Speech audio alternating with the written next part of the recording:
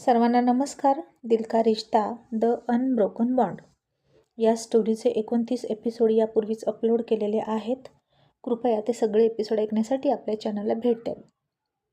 श्री आणि ऋतूने गोकुळमध्येच दहीहंडीचा कार्यक्रम ठेवला होता आणि ती दहीहंडी फोडण्यासाठी कृष्णा वर चढला आणि त्याला चिअर अप करणारी रश्मिका खूप उड्या मारत होती, नाचत होती आणि तिच्या हातामध्ये मुग्धाला तिची डायमंड रिंग दिसली आणि मुग्धानं ती रिंग ओळखली. तिच्याजवळ गेली आणि मुग्धानं तिचा हात पकडला आणि रश्मिका चिडून तिला म्हणाली, तू माझा हात का पकडलास? तुला ही रिंग हवी आहे का? इतकी महागडी रिंग तू याआधी कधी बघितली नाही का? असं म्हणून मुग्धाचा अपमान केला आणि मुग्धानं तिच्या कानाखाली लावली. तिचा हात झटकन पकडला आणि त्या हातातून तिनं ती रिंग हिसकावून घेतली आणि तिच्या तळ हातामध्ये घेऊन तिच्या समोर तो हात पकडला आणि म्हणाली, बोल, ही रिंग तुझ्याकडे कुठून आली? आणि आता ते सगळं बघितलं आणि कृष्णा वर चढला होता तो घाबरला. त्याचा तोल जाऊन तो खाली पडला आणि असा काही आपटला की एकदम तोंडावरच पडला आणि त्याचा अपमानसुद्धा झाला. त्याचा पाय दुखावला होता आणि तो पुन्हा वर चढू शकत नव्हता. मग आता आणखीन एकदा अपमान होणार होता, जेव्हा रश्मिका खरं काय ते सांगणार होती. रश्मिकानं तिचा गाल पकडला आणि मुग्धाकडं रागात बघत होती. आणि आता मुग्धासोबतच सगळे तिथं जमा झाले आणि ऋतू तिला म्हणाली, काय झालं मुग्धा? आणि रश्मिका म्हणाली, आंटी, या मुलीनं मला मारलं आणि माझ्या हातातली रिंग हिला चोरायची आहे. हिनं ती खेचून घेतली. आणि ऋतू आता पुढं आली आणि कोणत्या रिंगबद्दल ती बोलत आहे म्हणून तिनं बघितलं.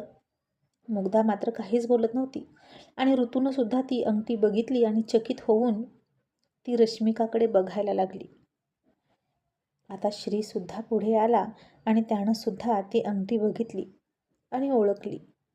आणि रश्मिका श्रीला सुद्धा म्हणाली, अंकल बघा ना, ही कोण मुलगी आहे आणि ही अशी का वागते? आणि मुग्धा तिला म्हणाली, मी कोण आहे ते तुला नंतर कळेलच, पण आधी मला सांग, ही रिंग तुझ्याकडे कुठून आली? आणि रश्मिका तिला म्हणाली, कुठून पण येईल, तुला काय करायचं आहे? आणि इकडे ती रिंग माझी आहे असं म्हणून रश्मिका आगाऊपणे मुग्धाच्या हातातून ती रिंग घ्यायला लागली. इतक्यात सई तिथे आली आणि आता सईनं तिचा हात पकडला आणि पाठीमागं वळवला आणि खेचला. रश्मिकाला राग आला आणि सई रश्मिकाला रागात म्हणाली, मुग्धा ताईला हात लावायची हिंमत करू नकोस, नाहीतर बघच. आणि तिच्याच घरात येऊन तिलाच विचारतेस का की तू कोण आहेस म्हणून? तुझी लायकी तरी आहे का इथे यायची? असं सई आता रश्मिकाला फार चिडून बोलत होती आणि रश्मिकाही चिडली. तिला आता सईनं हात पकडल्यामुळे दुखत होतं आणि कान्हा तिथं लगेच पळत आला आणि सईला म्हणाला, ए आगाऊ, अगं काय करतेस असं? आता अशी करशील का तू? आणि सई म्हणाली, थांब कान्हा, या मुलीला ना खूप आगाऊपणा करायची सवय आहे. आता हिला मी धडा शिकवते. त्या दिवशी पार्टीमध्ये सुद्धा खूप उडत होती आणि आता मुग्धाताईची रिंग तिच्याकडे आली कशी? आणि श्री निरंजन तिथे आले होतेच. निरंजन म्हणाला, सई बेटा, हात सोड तिचा, असं मिसबिहेव करायचं नाही. आणि मग सईनं निरंजनचं ऐकलं आणि तिचा हात सोडला. आता कृष्णा हे सगळं लांबून बघत होता. त्याला सईचा खूप राग आला, मुग्धाचा सुद्धा राग आला. रश्मिकाशी त्या दोघेही असं वागत होत्या म्हणून. मुग्धानं तर तिच्या कानाखाली दिली आणि सईनं तिचा हात खेचला. आणि रश्मिकानं आता त्याचं नाव घेऊ नये, नाहीतर मीच ही रिंग चोरली आणि रश्मिकाला घातली हे जर घरच्यांना कळलं ना तर काही खरं नव्हतं. आणि मुग्धा म्हणाली, बोल, कुठून आली ही रिंग? आणि रश्मिका तिचं मनगट चोळत सईकडे रागात बघत म्हणाली, तू कोण आहेस मला हे विचारणारी? मी नाही सांगणार. आणि मुग्धा म्हणाली, तुला सांगावंच लागेल, कारण ही रिंग माझी आहे आणि ही माझ्या घरातून चोरी झाली होती आणि आता ही तुझ्या हातात आहे ना, मग आता मी पोलिसांना बोलावते. तशी रश्मिका घाबरली आणि म्हणाली, नाही नाही, पोलिसांना नका बोलवू, ही रिंग मी चोरलेली नाही, ही तर मला दिलेली आहे. ऋतूला आता शंका आली आणि श्रीला सुद्धा शंका आली आणि ती कृष्णाचं नाव घेणारच होती. इतक्यात कृष्णा तिथं लंगडत आला आणि म्हणाला, रश्मिका, अगं, तुला कळतं का काही? तू चक्क मुग्धाताईची रिंग उचलली, माझ्या सख्या बहिणीची रिंग उचलली. असा कृष्णा रश्मिकाकडे बघून तिला सगळं घरातलं सांगत होता की मुग्धा त्याची बहीण आहे. रश्मिका थोडी गप्पच झाली मुग्धाला बघून. आणि मग कृष्णा मुद्दाम रश्मिकाकडे बघून म्हणत होता की तू का घेतली ही रिंग? तुला कुठे मिळाली? का तू सेम टू सेम बनवून घेतलीस? नक्की काय ते बोल पटकन. रश्मिका आता कन्फ्यूज झाली होती आणि ती म्हणाली, क्रिश, अरे असं काय करतो? ही रिंग तर... तसा कृष्णा तिला पुन्हा अडवत म्हणाला, रश्मिका, मला तुझ्याकडून ही अपेक्षा नव्हती. तू चक्क माझ्या ताईला उलट बोललीस. आत्ताच्या आत्ता तू इथून निघून जा, पुन्हा येऊ नकोस. असं म्हणून त्यानं तिच्या हाताला पकडलं आणि गडबडीत गेटच्या बाहेर घेऊन गेला. आणि तिला हळूच म्हणाला, रश्मिका सॉरी, पण आता तू जा. आणि प्लीज माझं नाव घेऊ नकोस, नाहीतर मला सगळे ओरडतील गं. मी आधीच सुधारलो असं नाटक करतोय आणि या सगळ्या नाटकावर पाणी फिरेल. आपल्याला लग्न करायचं आहे ना, ही सगळी प्रॉपर्टी आपली करून घ्यायची आहे ना, तर तू प्लीज जा. आणि रश्मिका तिथून रागात गेली. आणि मग पुन्हा श्री म्हणाला, चला सगळ्यांनी एन्जॉय करा. कान्हा, आता दहीहंडी तू फोडणार आहेस आणि बघूच आता कान्हा सक्सेस होतो की नाही. आणि निरंजन म्हणाला, का नाही होणार? कान्हा नक्की सक्सेस होणार. कम ऑन कान्हा, वर चढ. आणि कान्हासुद्धा वर चढायला लागला आणि सई, मुग्धा सगळेजण त्याला चेअरअप करत होते. आता कान्हा तर सगळ्यांचाच लाडका होता, त्यामुळे त्याच्या बाजूने सगळे होते. आता नील, निरंजन दोघांचे सुद्धा श्रीनं भेट करून दिली होती. आणि कृष्णा तिथं आला आणि त्याच्याकडे रागात बघायला लागला. आणि त्या थरामध्ये जी मुलं होती त्या मुलांना कृष्णा हळूच खुणवायचा की कानाला खाली पाडा. आणि ती मुलं मुद्दामच पायाला मच्छर चावतोय म्हणून पाय उचलायची आणि हात सोडायची. आणि झालं, एक जण जरी डळमळीत झाला की अख्खाच्या अख्खा थर कोसळायचा. आणि कान्हाची चिकाटी फार होती तरी पण खाली पडला तरी तो पुन्हा चढायचा. त्याच्या अंगावर पाणी फेकलं जायचं. सगळा ओला चिंब झाला होता कान्हा त्या पाण्यानं. आणि एकदम हँडसम आणि रुबाबदार दिसायचा. चिखलानं भरलेला होता आणि 21 वर्षाचा कान्हा, त्याचं रूप किती गोड गोड आणि रुबाबदार दिसायचा. सई त्याच्याकडे नुसती बघत राहिली होती. ती त्याला चेअरअप करायचंच विसरून गेली होती. आणि मुग्धाने तिच्या खांद्याला खांदा मारला आणि म्हणाली, काय गं, त्याला चेअरअप करशील का नुसती बघत राहशील त्याच्याकडे? अशा वेळी जवळच्या माणसानं चेअरअप करायची खूप गरज असते सई. आणि सई हसली आणि पुन्हा कान्हा कान्हा म्हणून ओरडायला लागली. तसं आता मुग्धाच्या खांद्याला कोणीतरी खांद्यानं धक्का दिला. तिने चकित होऊन तिकडं बघितलं तर तो अमित होता. आणि तिला म्हणाला, काय आज तर एकदम डॅशिंग मुग्धा झाली होतीस तू, चक्क कानाखाली दिली त्या मुलीच्या. आणि मुग्धा म्हणाली, काय करू, माझीच अंगठी आहे ही आणि घरातून गायब झाली होती, मग ती मुलगी मलाच उलट जा विचारते. आणि अमित म्हणाला, कुठे आहे ती अंगठी बघू? मुग्धा म्हणाली, हे काय, तिने छोटी करून घेतली स्वतःच्या साईजची, आता माझ्या हातात बसतच नाही, काय करू, म्हणून हातात ठेवली. अमितने ती अंगठी घेतली, तिच्या बोटाला लावून बघितली आणि म्हणाला, खरंच की नाही बसणार तुला. आणि ती अंगठी तिच्या करंगळीत त्यानं घातली आणि मुग्धा हसली. आणि आता त्या दोघांकडे अमितचं लक्ष होतं. आणि इथे आल्यापासून अमित मुग्धाची पाठ सोडत नव्हती हेही तिनं बघितलं होतं. मग आता बघता बघता कान्हा शेवटच्या थरापर्यंत गेला, अगदी वर. आणि श्री त्याला फार कौतुकानं बघत होता. नीलने श्रीच्या खांद्यावर हात ठेवला आणि म्हणाला, श्री, हाच तुझा मुलगा आहे ना? खूपच ब्रिलियंट आहे आणि तुझ्यासारखा जिद्दी आहे. आणि श्री हसून म्हणाला, अरे नाही, तो माझा मुलगा. असं म्हणून नाही म्हणायची श्रीची हिंमत नाही झाली. आणि तो हो पण म्हणाला नाही आणि नाही पण काहीच म्हणाला नाही आणि फक्त हसून म्हणाला, नील, आता बघ तो दहीहंडी कसा फोडतोय. आणि आता तिथं नीलची मुलगी नीतूसुद्धा आली आणि तीसुद्धा कान्हाकडं तो दहीहंडी फोडत असताना टक लावून बघत होती. हे असलं काहीतरी ती पहिल्यांदाच बघत होती आणि ती फार इम्प्रेस झाली होती. आणि सईच्या शेजारी येऊनच कमॉन कमॉन म्हणून तीसुद्धा ओरडत होती. तसं सईनं तिच्याकडे बघितलं, तिच्याकडे थोड्या विचित्र नजरेनं बघितलं आणि तिच्यापासून बाजूला गेली. आता कान्हा वर गेला. तो ती दहीहंडी पकडून फोडणार होताच. इतक्यात कृष्णानं एका मुलाला काही पैसे दाखवले आणि पाय उचलायला सांगितला. तसं त्या मुलानं पाय उचलला आणि पुन्हा कान्हा खाली पडला आणि सगळे निराश झाले. आणि श्री कृष्णाकडे बघत होता आणि श्री कान्हाला म्हणाला, कान्हा, अजिबात हार मानायची नाही, चल उठ. आणि कान्हा पुन्हा अंग झटकत उठला. आणि ही चौथी वेळ होती त्याची पुन्हा वर चढायची. आणि आता श्री आला आणि श्रीनं बघितलं होतं कृष्णाला एका मुलाला सांगताना काहीतरी. आणि श्री त्या मुलाला म्हणाला, बहुतेक तुला खूपच मच्छर चावायला लागलेले आहेत, तू बाजूला हो. आणि श्रीनं निरंजनच्या कानात सांगितलं की कृष्णाला इथून हाकलून घेऊन जा. आणि श्री आता स्वतः त्या एका मुलाच्या जागी त्या थरावर पाया होऊन जमिनीवर उभा राहिला. आणि कान्हाला म्हणाला, कान्हा, आता तू पडणार नाहीस, कारण तुझ्या पाठीशी मी आहे, तू बिनधास्त वर जा. तसा कृष्णाला राग आला. निरंजन आला आणि त्याच्या खांद्यावर हात टाकून त्याला म्हणाला, काय झालं, तू कसा पडलास रे, असं म्हणून त्याला गोड गोड बोलून घेऊन गेला. कृष्णासुद्धा लंगडत लंगडत गुपचूप निघून गेला. आणि आता मात्र कान्हा भर वर चढला. त्यानं पटकन ती दहीहंडी हातात घेतली, डोक्यानं फोडली आणि सगळा थर खाली पडला. आणि कान्हासुद्धा खाली पडला. आणि सगळ्यांनी एकच जल्लोष केला. आणि कृष्णाला मात्र फार राग आला होता, ही दहीहंडी कान्हानं फोडली म्हणून. आणि श्रीनं माईक हातात घेतला आणि म्हणाला, गोकुळातली पहिली दहीहंडी फोडलेली आहे कान्हानं आणि त्याचा मानकरी तो आहे आणि म्हणून मी त्याला बक्षीससुद्धा देतोय. आणि श्रीनं त्याच्यासमोर नव्या कोऱ्या बाईकची चावी धरली आणि म्हणाला, कान्हा, हे घे तुझं बक्षीस. आणि ते बघून कृष्णा चिडला. आणि कान्हा म्हणाला, साहेब, बक्षीस आणि गाडी, तेही इतकं मोठं. वंदनासुद्धा चकित झाली आणि म्हणाली, नको साहेब.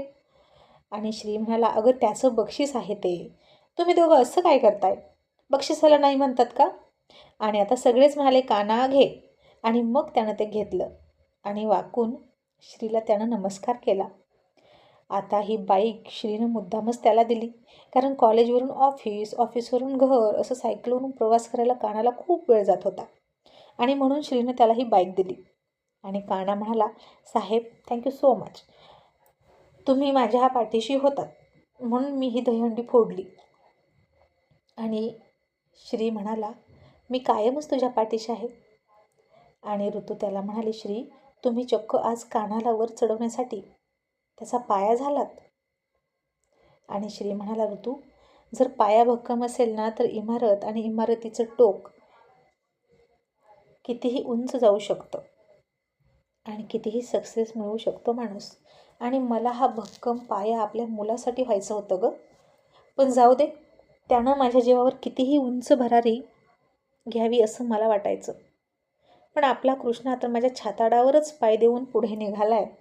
आणि सगळ्यात मोठा व्यक्तिमत्वाचा पाया म्हणजे व्यक्तीचे संस्कार असतात. आणि मी कोण आहे कान्हाचा पाया बनणारा. त्याचा भक्कम पाया म्हणजेच त्याचे संस्कार आणि त्याची विचारांची शिदोरी, जे त्याच्या आईनं त्याच्यावर केले आहेत. आणि मला असं म्हणायचं नाही, ऋतू, तू कृष्णावर चांगले संस्कार केले नाहीत, पण ऋतू, दान कितीही चांगलं असू दे, पण ते घेण्याची सुद्धा पात्रता समोरच्यात असावी लागते. आणि तसं मला वाटतं कृष्णाची पात्रताच नाही तुझे संस्कार घेण्याची. आणि तुला काय वाटतं ऋतू, मुग्धाची अंगठी त्या मुलीच्या हातात कशी आली. आणि ऋतू म्हणाली, कृष्णाने दिली असणार, दुसरं काय श्री. श्री म्हणाला, हो ना, आणि म्हणूनच त्या मुलीला इथून घालवून दिली बघ त्यानं आणि मॅटर थंड केला. मग आता सगळे जेवण करत होते. कान्हा आंघोळ करायला गेला आणि त्याच्यासमोर सई त्याचे कपडे घेऊन उभा होती. त्यानं पुन्हा तोंड फिरवलं आणि म्हणाला, सई, मी आंघोळ केली की तू काय येतेस इथे, तू जा बरं, तुला किती वेळा सांगितलं, मला नाही आवडत. आणि सई म्हणाली, आणि मीही तुला किती वेळा सांगितलं, माझी नजर तुला लागणार नाही. आणि मला सांग ना, तू दिलेली ही अंगठी मला कशी दिसते. आणि कान्हा म्हणाला, छान दिसते. सई म्हणाली, अशी कशी छान दिसते, बघ तरी, न बघता छान दिसते का. कान्हा म्हणाला, आता मीच घेतली ना ती सई तुझ्यासाठी, मग छानच दिसते. मला ती अंगठी पण माहीत आहे, तुझं बोटसुद्धा माहीत आहे. तू जा बरं. आणि सई म्हणाली, ठीक आहे, जाते, असं म्हणून त्याच्या हातात कपडे दिले आणि बुद्धू असं म्हणून निघून गेली. पण नेमकी जाता जाता एका टिपॉयला तिचा पाय लागला आणि ती ओरडायला लागली. तसा कान्हा पळत आला आणि म्हणाला, काय झालं? तर सईच्या अंगठ्या शेजारच्या बोटातून रक्त येत होतं. त्यानं आता फर्स्ट एड बॉक्स घेतला आणि ते रक्त पुसत होता आणि सईला त्यानं तिथेच बसवलं. तिच्यासाठी कासावीस झालेल्या कानाकडे बघून सई लाजत होती. त्याचा हाताचा स्पर्श तिच्या पायाला झाला होता आणि तिला कसं तरी होत होतं आणि तो म्हणाला, आता कसं वाटतंय? पण सई काही बोलतच नव्हती आणि ती लाजून पळून गेली आणि त्यालाही कळलं की ती का लाजली. तोही हसून कपडे घालू लागला. मग आता सगळ्यांनी जेवण केलं आणि घरी निघाले आणि नीतू कान्हाला शोधत होती आणि ती नेमकी इकडे तिकडे बघत होती आणि मुग्धाला म्हणाली, मुग्धा, ज्यानं दहीहंडी फोडली तो मुलगा कुठे गेला गं? मला त्याला भेटायचं आहे. आणि मुग्धा म्हणाली, कान्हा का? अगं तो आंघोळ करायला गेला. आणि आता हे ऐकलं सईनं आणि ती म्हणाली, आता हिला का भेटायचं आहे कान्हाला? आणि मुग्धा तिथून गेली की नीतूजवळ सई गेली आणि म्हणाली, तुला कान्हाला भेटायचं का? अगं तो ना बाहेर गेला आणि आता तो येणारच नाही लवकर. आणि नीतू थोडी हिरमुसली आणि म्हणाली, ओके, नेक्स्ट टाईम भेटेल. आणि सई म्हणाली, पण कशाला? त्याला भेटायची काय गरज आहे? आणि नीतू म्हणाली, तो किती जिद्दी आहे ना, मला त्याची जिद्द खूप आवडली आणि भेटून त्याला ग्रीट करायचं होतं. आणि इतक्यात अमिषा नील म्हणाले, नीतूसुद्धा गेली मग त्यांच्यासोबत. आणि सईनं छातीवर हात ठेवला आणि निर्धास्त होत म्हणाली, बरं झालं गेली आणि हिला त्याची जिद्द आवडली की कान्हा आवडायला लागलाय. असं नाही होणार, मी असं नाहीच होऊन देणार. कान्हा फक्त माझा आहे, असं म्हणून तिनं नीतूकडे रागात बघितलं. आणि दुसऱ्या दिवशीपासून कान्हा बाईकवर कॉलेजला ऑफिसला जायला लागला आणि रश्मिका घरी येऊन रश्मीला सगळं सांगितलं आणि मुग्धावर खूप चिडली होती. आणि आता रश्मी तिला सांगू शकत नव्हती की मुग्धा तिचीच बहीण आहे. पण मुग्धानं रश्मिकावर हात उचलून चांगलं नाही केलं. तिलासुद्धा श्री आणि ऋतूचे संस्कार लागलेत असं म्हणून रश्मिका मुग्धावर सुद्धा चिडली. आता मुग्धाविषयी तिला पहिल्यापासून प्रेम नव्हतंच, मग आता कशाला प्रेम दाखवेल ना ती? आणि आता शेखरसुद्धा तुरुंगातून सुटायला हवा होता आणि तो गेला कुठे हे रश्मीला कळत नव्हतं. आत्तापर्यंत यायला हवं होतं माझ्याकडे, त्याचीसुद्धा खूप मदत लागेल मला, असं ती म्हणाली. मग आता दुसऱ्या दिवशी कृष्णानं कान्हाच्या बायकोची हवा काढून घेतली, बाईकची हवा काढून घेतली आणि कान्हाला गाडी चालवत चालवत काही अंतर आणावी लागली. आणि कृष्णा मात्र ड्रायव्हरसोबत रुबाबात गाडीत बसून निघाला आणि कान्हाचे हाल बघून त्याला हसायला येत होतं. मग कान्हा ऑफिसला उशिरा पोहोचला. श्री म्हणाला, कान्हा आज उशीर का झाला? कान्हा म्हणाला, साहेब बाईकची हवा गेली होती. आता श्रीसुद्धा चकित झाला. नव्या बाईकची हवा कशी गेली असा विचार करत असतानाच त्याला आठवलं की त्याचा दिवटा चिरंजीवसुद्धा त्याच कॉलेजमध्ये आहे आणि हे सगळं त्याचंच काम आहे, कान्हाला त्रास देण्यासाठी. आणि श्री कान्हाला म्हणाला, कान्हा तुझी बाईक उद्यापासून CCTV कॅमेऱ्याच्या कव्हरेज क्षेत्रात लाव, मग नक्की कोण काय करते ते कळेल. कान्हानं दुसऱ्या दिवशी तसंच केलं आणि नेमका बाईकची हवा घालवताना कृष्णा सापडला आणि त्याला कॉलेजचे प्रोफेसर खूप ओरडले. आणि मग नीलची बर्थडे पार्टी होती, त्याच्यासाठी अमिषा तयारीला लागली आणि त्याचवेळी अमित तिथे आला आणि म्हणाला, मम्मा, डॅड, मला तुमच्याशी काहीतरी बोलायचं आहे. नील म्हणाला, काय झालं? काय बोलायचं आहे?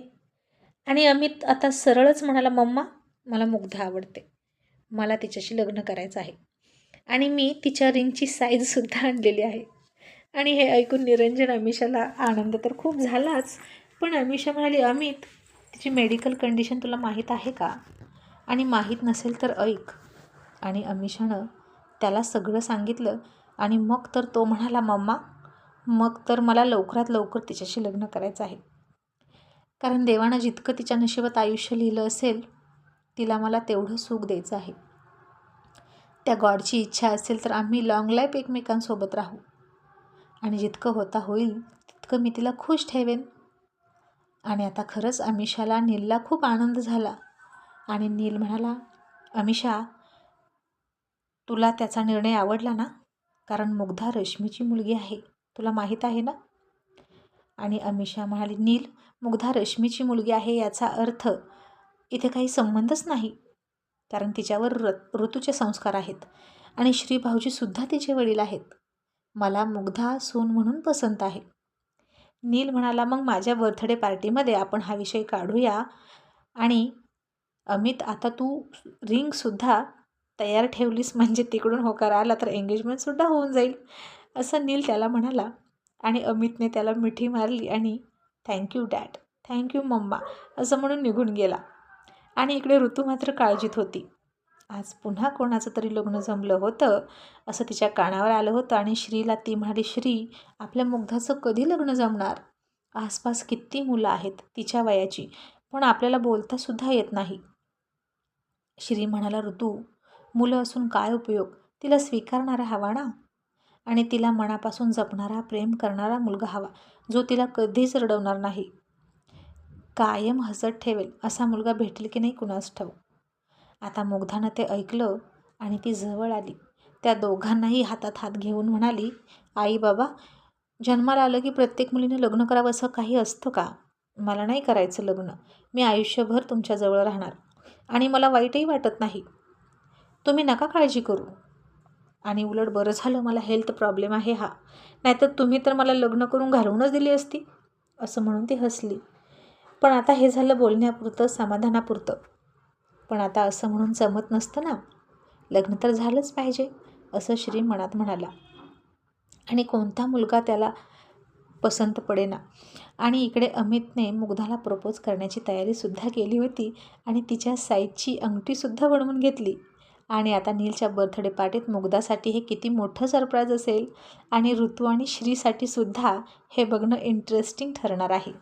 थँक्यू.